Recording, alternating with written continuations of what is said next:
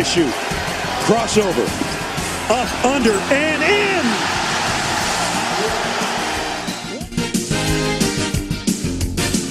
Houston and the Cougars with 33 wins and a number 3 seed are coming out of Tulsa, and they are heading to Kansas City in the Sweet 16. It's over. The dream is alive for Houston. For the first time in 37 years, the Cougars are going to the Final Four. Krisa gets it back. Three-pointer on its way. Air ball. Edwards has the rebound. An Arizona foul, and the Houston Cougars put a smile on the Dream's face.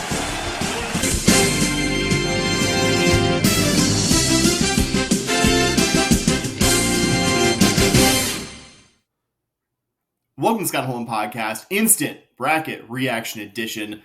We are literally sitting mere moments after the Cougars' place in the 2025 NCAA Men's Tournament was revealed as expected. Of course, the Cougars, off of the positioning of going into their conference tournament being a 1 seed and sweeping through the Big 12 field, 3rd overall seed in the field, 1 seed for the 3rd season in a row, Bobby. That's crazy. It's like, obviously, the thing you're ultimately judged on is how the tournament ends.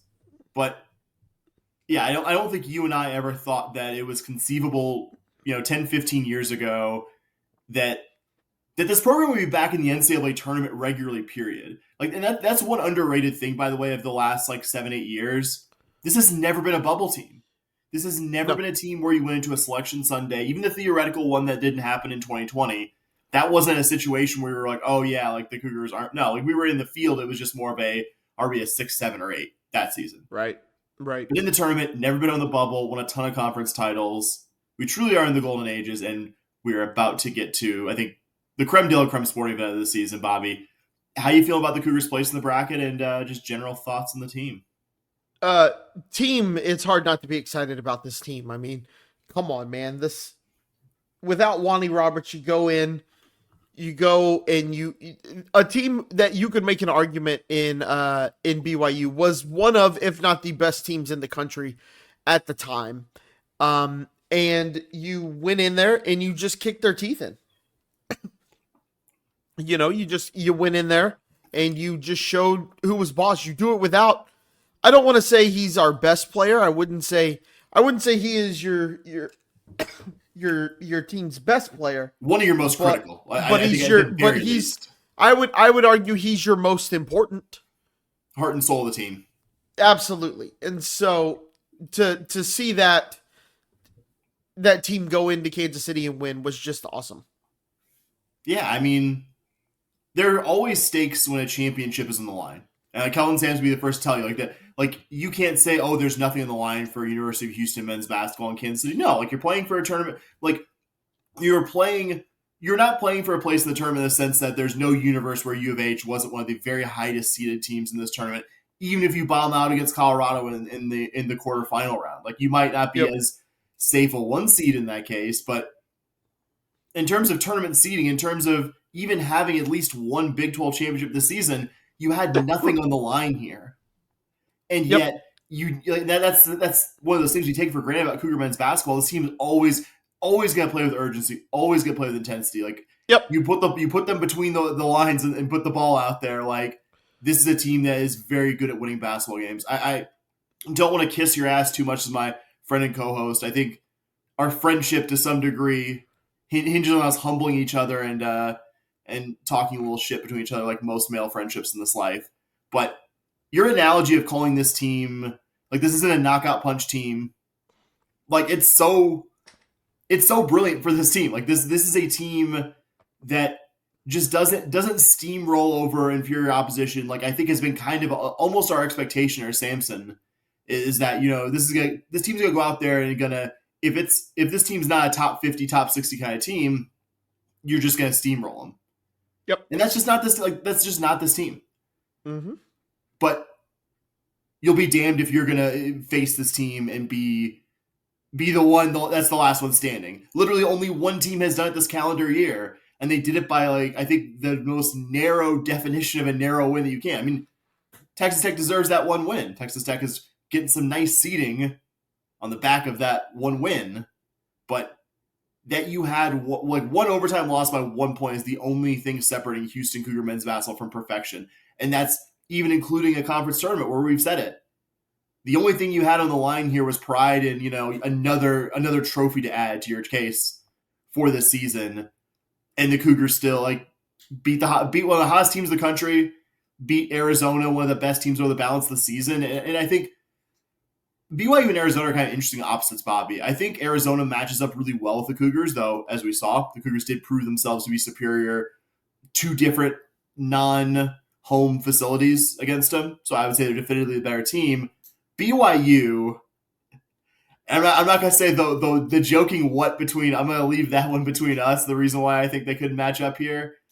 But BYU just obviously just does not match up this well. And credit, we had our plug for our premium podcast here, the Mega Big 12 Patreon. If you don't do so already, go to patreon.com/SH podcast and listen to a 2+ hour preview that Bobby and I did with 7 different school-specific experts talking about all the programs in and around the NCAA tournament field.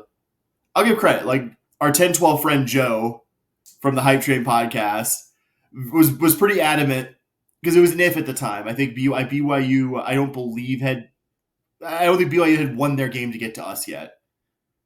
And he was just like, yeah, we're not keeping within 20 against you guys. So credit to him there. There's something bad that matchups there. But I think still, even if they match up badly with you, my roundabout point here, that you did it without Roberts, that you beat Arizona without Roberts, one of the biggest teams that you face, without one of your close players. You found a way to beat two really good opponents, two opponents that probably had more at stake in terms of like, hey, getting that Big 12 tournament title might bump Arizona up a seed line, might bump BYU up a seed line. Yep. And you beat them. And I think that this just tells you the insane excellence of Kelvin Sampson's team this year, the insane excellence of Kelvin Sampson's program here generally, and why U of H should be no worse than, I think, the third shortest odds to win this whole damn tournament. Yep. I've been reluctant to say this out loud to many people, but I have never had more hope for a team. Like, as a U of H fan, we're supposed to just kind of hold our expectations and be like, yeah, but there's something bad's going to happen. Just waiting on the hammer. Lucy's going to pull the football. Yeah. Look, Lucy can still pull the football, and we'll talk about that here in a second. But there has been no team that I have been more confident that Lucy is going to hold the football and Charlie's going to kick a 65-yarder to win a game than I am right now. I am so confident in this team. I was talking to a friend, shout out Mike Brown. Brown. Earlier today, and we were talking about various things and matchups and stuff like that. And I said, there isn't a team in the country, not that doesn't scare me, right? Because I think and we'll talk about this, right? Yeah. There are teams that make me go, oh shit. But I will tell you, I am confident against any team in the country. This team is that effing good. And so, Sam, you want to talk a little bit about the bracket so far, and literally I have ESPN pulled up, and like it has just gone live on ESPN, the rest of the bracket. That's how like fresh our thoughts are on this. Sam, we are the number 1 seed in the Midwest bracket. What are your kind of thoughts just seeing it here? I mean, I think we got to talk about, with all respect to SIU, Edwardsville, SIUE, and we'll talk about SIUE specifically, at least like beginner thoughts. We're going to have a regular episode this week, and I'm not going to say I'm going to do 30 minutes on the SIUE Cougars, but we'll do a more in-depth look at them.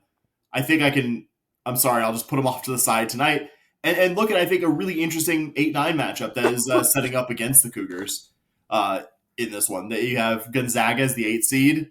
Gonzaga, the only team that has been more consistently in the second weekend of the tournament these last. Yeah, one of the streaks is breaking. Yeah, I was gonna say either Gonzaga is gonna extend their lead for longest second weekends. Well, Georgia could beat them. I don't think Georgia is the 9 seed that would have the best chance of beating them. I'm not giving Georgia 0% chance here, Bobby. Like, Georgia is playing really hot. Like, Georgia, I remember about a month ago, that was a team that was like getting to the next 4 out. It's just like, okay, like, well, they had some early in the bracket kind of projection time burn, but just all right, like, we know the SEC is good, but you got to start winning some of these games to actually like. No, you don't. Oh yeah, I was gonna say, I guess the Texas Longhorns are, but like in Georgia's case, they genuinely did. Right. Like, I was just making a joke, Yeah, not trying to draw you off sides there. No. Yeah, I was gonna say, no. I mean, you're right to say that because as we'll get to a little bit in this side of the bracket, there's one burnt orange team that like decidedly does not fucking deserve to be here. But Georgia played themselves from being like wrong side of the bubble to not even a team that in the last week or so it's been in the discussion of someone not making the tournament. Like they're like the point there, they're playing good ball, and as much as I don't want to give the SEC any more puffery in public than they've already gotten, if a team has over 20 wins in that conference, like that tells you it's a pretty decent ball club there. And Gonzaga, yes, and Gonzaga is a much better team now than they were in November. Like they did have an uncharacteristically poor start to the season. There were at times points where Gonzaga was, is this going to be the year Gonzaga finally misses the tournament? And then I don't think there's been much of that recently, but partly because they play a lot better ball. And I'm certainly not going to be. I'm not going to be the umpteenth person that talks about the sport to get sucked into. Well, they didn't, the schedule game, because I mean Gonzaga's beaten so many teams over the years from conferences that have a higher rating or whatever. Like, that's not relevant here. Still, I feel like 75-25, 70-30. It's going to be U of H Gonzaga in the round of 32. And man, that's, I mean, we have to, again, it's worth reminding ourselves this U of H team is really good. Like this U of H team is really good and really battle tested. This isn't a team that played in the American and, got maybe like 2 or 3 decent opponents and some non-conference games in there. But I do feel like U of H is not just a team that has this it factor that we've talked about, the non-knockout puncher, but this team that you just know is going to find a way to be the last one standing, that find a way to win a ball game at the time, the winning time in the game, the U of H is going to find a way to pull it out. But buddy, you'd rather face someone with a lot less deep run tournament DNA and Gonzaga. It's not even that. It's not even the deep run DNA and all of that. They expect it. That's important. That's a vibes thing, man. Like they go into the program, they expect you playing deep. But what I will say is you can take the vibes and all that. Yes, you know me, the vibes guy. Sam, if they were in the Big 12 just on KenPom, they'd be third in the Big 12. It is us, then it is Tech, then it is Gonzaga. They are rated on KenPom 1 spot ahead of Iowa State. This is not a slouch of a team. This is not an 8 seed. No. You look at this, you look at their schedule and you go, how did they get to an 8 seed? And it's losses to Santa Clara, Oregon State, right? Bad loss. I would always say, honestly, Santa Clara, say a 57 KenPom team at home. That's a bad loss here, Gonzaga, I guess. Like Santa Clara's not an awful team though. Right, but I mean 8 seeds lose to Santa Clara. Yeah. You don't be you're not a 2 seed if you lose to Santa Clara necessarily, right? No, and then you have other losses on, like we lost to San Diego State and we're a 1 seed, but the point is, like the point I'm trying to make is they lost to the good teams on their schedule, but they won against Indiana when Indiana was 14th. They beat a good Baylor team. They beat the same San Diego State team that we lost to. Yeah. Right? On the road. Excuse me. They lost in overtime to West Virginia, a team that we played really well against. But I mean, losing to UCLA ended up not looking terrible, not a great one either. So like you see it, and there was 1 8-9 seed that I was like, I really hope we don't get them, and it was Gonzaga. They're 9 in KenPom. I don't think like people understand they are 9th in KenPom. Like I going through our side of the bracket, right? Going through our region, I just kind of, while we were talking here, went through how many top 20 KenPom teams do you think are in our region? Is it cheating if I have the KenPom page? No. Illinois is in our region, right? Yes. Clemson, right? Yep. Kentucky definitely is. I know that one. Yep. Kind of Yep. overseeded at 3, but fine. We'll put it there. Tennessee is. Tennessee. Us. Gonzaga. There are 7 KenPom top 20 teams in our region. A third of the top 20 is in our region. So we're already higher than the average, right? The average would be 6.5. Like, it's going to be tough. But what I will say is, looking through the entire thing, right? Kind of going through, I look at this first round matchup. Great story there. Their head coach, for those of you who didn't see this, this is their first time ever in the tournament for SIUE. In the tournament, their coach, when he started at that program 6 years ago, actually hung some scissors in a frame above the door frame of their locker room and said, we're going to use these one day. And if you haven't looked up the video, go look up the video of their head coach celebrating, really cool. Doing his post-game interview, talking about the scissors. He has the scissors. It's really cool. So go check that out. That's a pretty cool moment there for them. That'll be a fun matchup. To be honest with you though, Sam, I kind of go through and I look at the entire region. And I'll be honest, the team that scares me the most in this region is Gonzaga. I think if you make it through that round of 32 game, I think you match up well with both Clemson, McNeese, Purdue, and High Point. I think if McNeese, McNeese for some reason always seems to be like a team that people like to pick in the tournament to get an upset. Probably a lot of style there. Not head coach there and Will Wade with some tournament experience as well. Yeah, I'm not going to sit here and tell you that I'm an expert on McNeese State Cowboy basketball or anything like that. And they might get up for that game one. It could be a Sweet 16 matchup that you're already going to get excited for, but kind of a local matchup, Every time I think of McNeese, I always think of playing them in baseball. And, they're close enough that it's not too big of a travel. You're not asking for too much money there, that kind of stuff. So, I was going to say, real quick aside, Dustin and I saw Jeremy Branham broadcast a McNeese U of H baseball game from what can only describe as a card table on top of their bleachers. Incredible UH road trip experience, and we lost to the Cowboys, not surprisingly. Sorry. That's awesome. And then I look at our 2 seed. I like how we match up against Tennessee. Bama would scare me so much more than Tennessee. Not that Tennessee isn't good, but who? Bama. Yeah. Tennessee, you kind of look at them. Not a great offensive team, really good defensively. We compete with them constantly for 1, 2, 3 in KenPom. Now that St. John's has kind of jumped in here as well. But Tennessee, 18th ranked offense.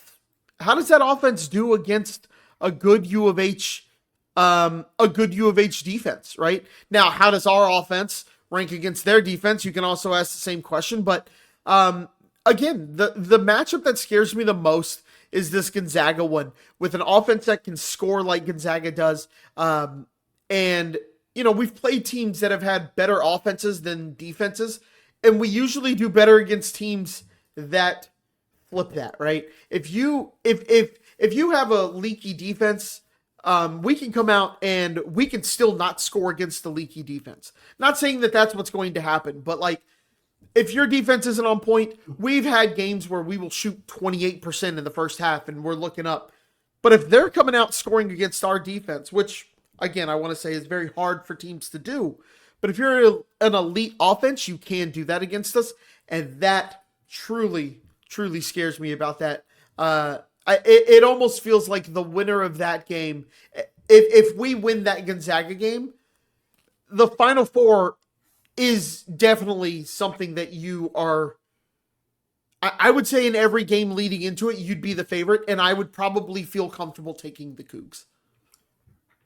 It's been one of those things that the round, there have been not every year, because I would say Ohio State in 2019 wasn't a super stressful round of 32 game. You beat Illinois ultimately pretty comfortably, although it was the second half pushed in 2022. But over the years, we've had last year against A&M, Rutgers in 2021, some real uncomfortable. I don't want to bring up the 2018 one. I will just say I was 30 feet away when a certain Michigan player hit a certain shot there in Wichita. Yeah. But like this team's had some tough round of 32 games, and I'm mostly there with you. Not that there aren't other teams capable of beating the Cougars here. Like I'm not really that worried about Kentucky, especially because Sampson and the staff have seen like Kentucky's style is pretty similar to BYU last year. Like they're running kind of the same thing. It's pretty perimeter oriented. Not saying there aren't challenges there, but I think I was gonna say I don't feel that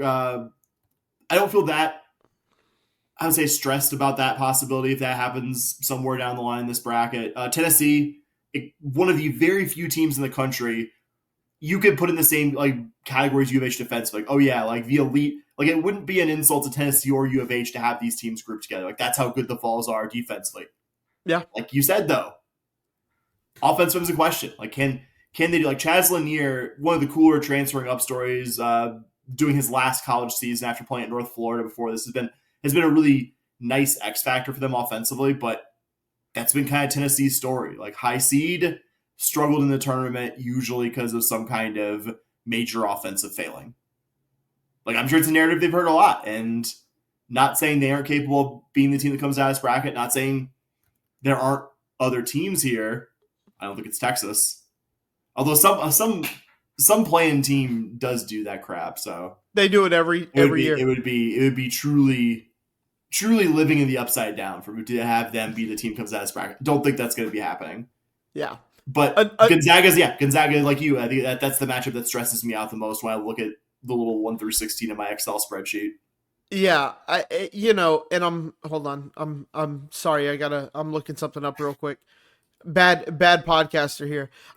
This is a truly instant reaction. If you want any evidence that we just literally got out in front of our TVs, got in front of our recording devices to record this, like this is evidence. Was that enough damping for you, Bobby? Yeah, no, we're good now. I do want to respect Georgia a little bit here. Kind of looking at them, they could match up well against Gonzaga. 26 defense. They're more of a not very high ceiling, but high floor, right? Their offense is 54th, their defense is 26th. If they can get in and kind of shut down that Gonzaga offense a little bit, maybe we see something. I'd call this a much bigger upset than a lot of people would expect if Georgia were to beat Gonzaga. You see an 8-9 and you're like, a 9 beat an 8, who cares? Like, that's not a real upset. That's a big upset if you're really looking at this. One thing to just kind of pay attention to when it comes to Houston versus either one of these teams really, but really more so Gonzaga. Gonzaga plays with a little bit of pace. They're 46th in tempo on the year. So, we've seen the Cougs kind of get lulled into a game where they feel they got to match tempo. So let's just make sure that if we do play Gonzaga, that hopefully, that doesn't happen there either. On the subject of Georgia, very briefly, I probably should have buried it, but Asa Newell, freshman big man of theirs, is going to be one of the top, I would say, no more than 6 or 7 players picked in this coming draft. Like that's worth noting there, I think. Yeah. And again, Lonnie Roberts not 100% healthy there. There are a lot of things about a hypothetical U of H Georgia matchup I would be licking my lips for, Bobby. Not least of which is the fact that Georgia's 291st nationally in turnover percentage. Like that right there is the key to just an awful day against the Cougars. Like I just don't. There are a lot of ways I could sketch out U of H losing. I don't know if I could do it against a team that is bad at turning the ball over. I feel like that's just one of those things. If you don't do this well, you have to have like a 1 in 100 kind of day to beat this U of H team. I think that's BYU. I think that might be one of BYU's biggest problems. It's good. They weren't a great turnover team, and that's disqualifying. But also great offensive rebounding. Great offensive rebounding team. Are you fully healthy? Like you love these 3 big men generally, and I don't think Roberts' health. Like I really do believe when I say like Roberts could have physically. If this was a regular season game while we were still chasing the title, I believe Roberts plays one or both of these tournament games in Kansas City. But again, not 100. Like he categorically cannot be 100% if he's just had an ankle injury. Now, lots of guys aren't 100%. Or how comfortable are you with a front court where maybe one of your starting two guys is not 100% going against Ace and Newell? Like, not just one of those, like, oh, he projects well. He projects well and is also a really fucking good college player. Yeah. Like, better, like, other than maybe JoJo Tugler, probably a better athlete than your big man. So that scares you, but the turnover thing, man, if Georgia finds a way to beat Gonzaga, I cannot tell you how much stress will be off my shoulders. Yes, I agree 100%. You'd be a big time Dogs fan for that. 100%. Yeah. Oh yeah. Well, they're both dogs. They're both Bulldogs. Oh man. Yeah. Breaking news. Didn't even think about that. Yeah. Not only that, we have Cougars matching up in the 116, and we have Bulldogs. We have Bulldogs on Bulldogs violence. So, it really feels like the Elite Eight, or the Elite Eight, obviously the Elite Eight, the Final Four participant in this region is going to come from it's either going to be us, Gonzaga, and then you look at, man, Tennessee versus Kentucky is always kind of a toss-up, SEC. I think didn't we just see Tennessee beat Kentucky either today or yesterday? So, yesterday, and then they believe Tennessee lost to Florida today. Yeah, they lost to Florida today for sure. I think that game was for the final number 1 seed. So so I could see us or Gonzaga going. I think if Georgia wins, it becomes us. Like, that's how confident I am. I think if Georgia beats Gonzaga, we're going to the Final Four in my mind. Like, I could see that happening, right? Like, I'm not even like necessarily. It's not that I wouldn't be worried, but I would be very confident that if Gonzaga wins, if we beat Gonzaga, then I'm that same level of confident. I believe that the winner, if Gonzaga wins, the winner of Houston versus Gonzaga is going to the Final Four. And I just think that's kind of the way the bracket falls. Not that Tennessee or Kentucky. I think Gonzaga matches up well with Kentucky, Tennessee, and Purdue. I think, with the other top 4 seeds. So I have this odd confidence that, like, if we play Gonzaga, the winner of that game goes to the Final Four. It'd be very Gonzaga to have this slightly lower than expected seed and just, like, remind everyone, like, oh yeah, like, we're Gonzaga. This is the team that what everyone said them not winning a title at this point. This is a team that always makes a deep run here. Yep. So this was the 1-8 seed, 9 seed. I was really hoping they were going to reward Gonzaga for current play and all that, and maybe jump them up to a 7. Oh, that would have been amazing. But, here we are with the 8, and, every team's got to get eliminated at some point. So you were going to have to either beat Gonzaga at some point. Yeah. You were either going to have to beat Gonzaga, or you were going to have to beat someone who beat Gonzaga. So, in your region. So, yeah, to your point, you're going to have to beat somebody good at some point. So, a little bit earlier than you kind of want. I think that's a tough matchup. I think that if you were listening to the so-and-so podcast for Duke, if they got Gonzaga, they'd be like, oh shit, no, this is not, no. I don't think this is a U of H problem. I think Gonzaga's a really good team, and everybody who was going to get them, if Florida got them, that was kind of what I was hoping, is that they were going to end up with Florida.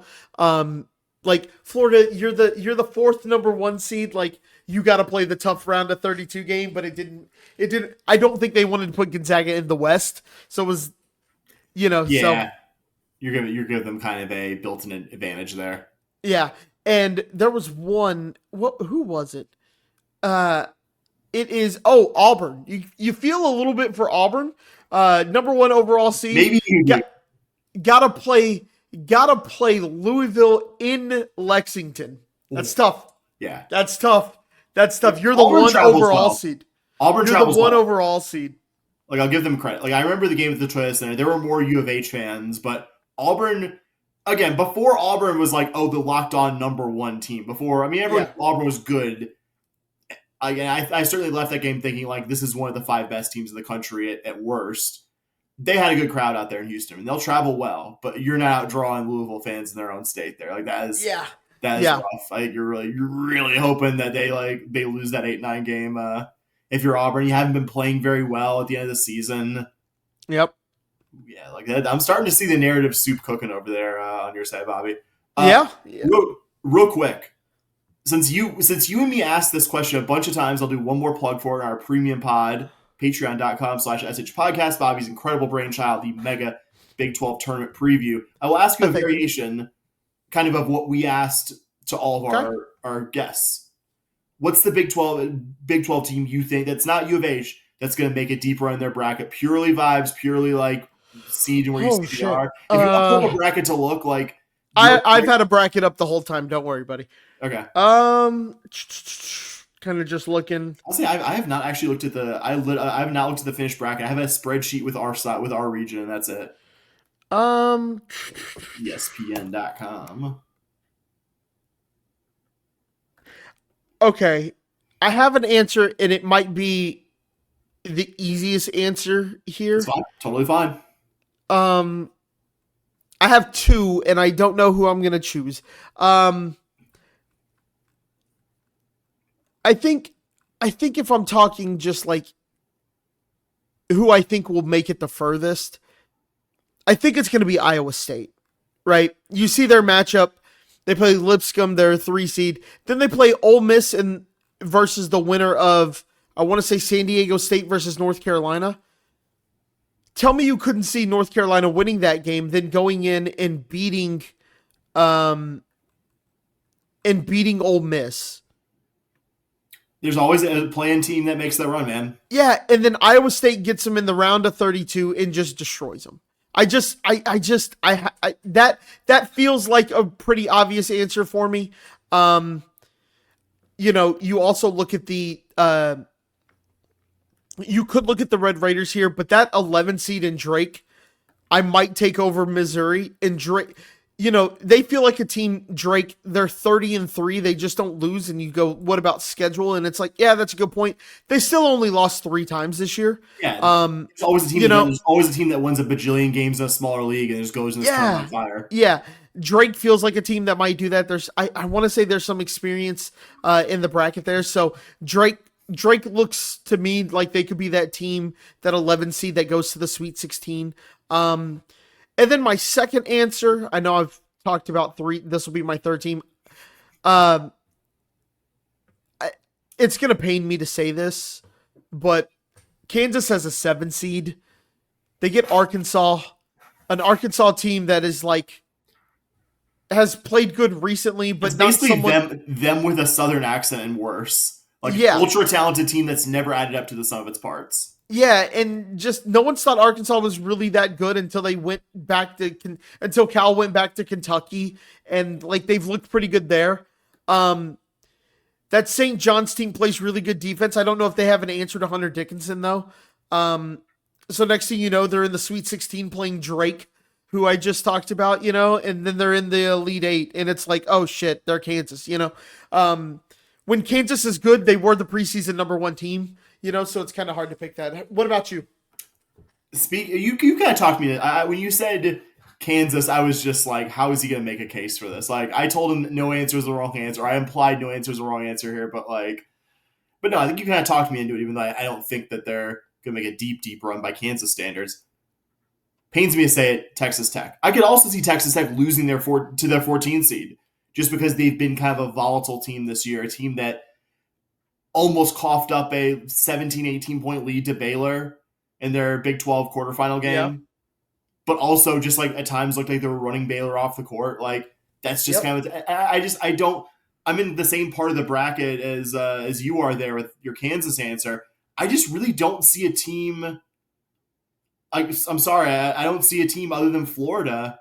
I think I would feel comfortable betting against Texas Tech against. Like I'd begrudging admission on my part to say this, but I would say Texas Tech. If I had to pick a non-U of H team that I was just like, confident they would at least make the second weekend and mess around and maybe have people start thinking dark horse Final Four. I think it would be Texas Tech. All right, real quick, Bobby. Yep. Last thing before, because we're on a tight time thing here. Let's just go. another interesting team in this bracket that you're just like, I'm curious, like what this ends up looking like for them. It could be Big 12, non-Big 12, any team so it where could you're be just anybody. like, yep, anybody. Ooh, that's an interesting question. Honestly, if they weren't in our bracket, it would have been Gonzaga. But the other answer for me is their West Coast Conference brethren in St. Mary's. St. Mary's pretty much dominated the WCC, and they are the same. They are one seed better than Gonzaga, who they lost to in the finals. I think the St. Mary's team is actually a really good team. They're always fun to watch. It's always fun to watch those WCC teams in the tournament. St. Mary's has some experience. You look at some of their losses, and they're not great, right? Arizona State, Boise State, but they score a lot. I don't know why, but I just kind of feel them not necessarily making a deep run, but I could see them doing well in the tournament. So I think my answer to this one, because we have talked about this team off air. I actually watched this team in person last night out here in Vegas at the Big West Championship. It's the UC San Diego Tritons making their first ever Division I NCAA tournament appearance. Like we talked about it a moment or so ago with Drake, that there's this team, like you look at the conference, you're like, okay, like, but they're not really playing anyone great week in, week out. You kind of get sucked into that trap. Well, they've only played like 3 quad 1 games since November. And then the team it doesn't matter. They go into the tournament and they make it deep. Like UC San Diego, I almost called them their Cal State brethren, San Diego State, who are also in the field, but not nearly as intriguing, I think, in this year's version. UC San Diego, I think, gets a very, very tasty first-round matchup, the 5-12 game against Michigan, a good team, a team that just won the Big Ten Tournament Championship, coached by Dusty May, a guy who knows a thing or two about deep runs in this tournament. I just feel like that's an ideal spot for them. And a guy to watch, like it's a cool roster construction, too. Like a lot of the guys on this team are former D2 players, like guys who were super, super high level at that level. And this coach looked at that 4th or 5th year guy like, okay, you're going to have to adjust your game somewhat to D1, but like guys who have shown themselves really capable of making that transition. None of them more so than Aniwa Tate Jones, New Zealand guy, super senior, started his career at Hawaii Hilo, the D2 school out there on the islands, on the Big Island, and worked his way into being one of those guys who you're like, I'm not like 6'6", a little gangly, not like the most athletic game, but just finds a way to get to the basket, finds a way to score, finds a way to get his teammates the ball like in the right spot. They're just a really fun team to watch. They've won 15 games in a row. They have not lost since January 18th. Again, worth noting, all those games have been against Big West opponents who are going to be, on average, somewhat worse to much worse than anyone they'll see in this tournament. But UC San Diego, to me, just has that vibe of that team capable of making a deep run with a double-digit seed. A team that's just won a lot of basketball games, just knows how to win, knows how to play together, and equal, like the opposite of that Arkansas team we talked about in passing a moment ago, a team that equals far beyond the sum of their parts. And a cool story, too. Like I would encourage people. I haven't seen the times on these games. Again, this is how fresh this is. But if it doesn't conflict with anything Cougar related, I would encourage you all to find a way to watch UCSD. I think they're a team that's fun to watch and capable of deep runs. That's my intriguing team. Bobby, if you have nothing else about the tournament and the Cougars, I do have a couple of things just real quick. I wanted to see your thoughts on just one thing real quick. Yeah. How do you feel about catching Purdue, the possibility of Purdue, Illinois, maybe Kentucky? You're talking about Hold on. Purdue, Illinois, possibly a Kentucky in the Midwest region where you are going to have to go to Indianapolis to play them. Not a bit worried. Like, I am worried about things in this bracket. I think there are teams, plural, capable of beating U of H in this bracket because that's how the tournament is. Yep. There's nothing that worries me less than this team on the road. This team went into, I would say, minimum 2 of the best 5 environments in the sport, in Fog Allen and McHale Coliseum this season. Came out winners. Foster Pavilion, I would say there.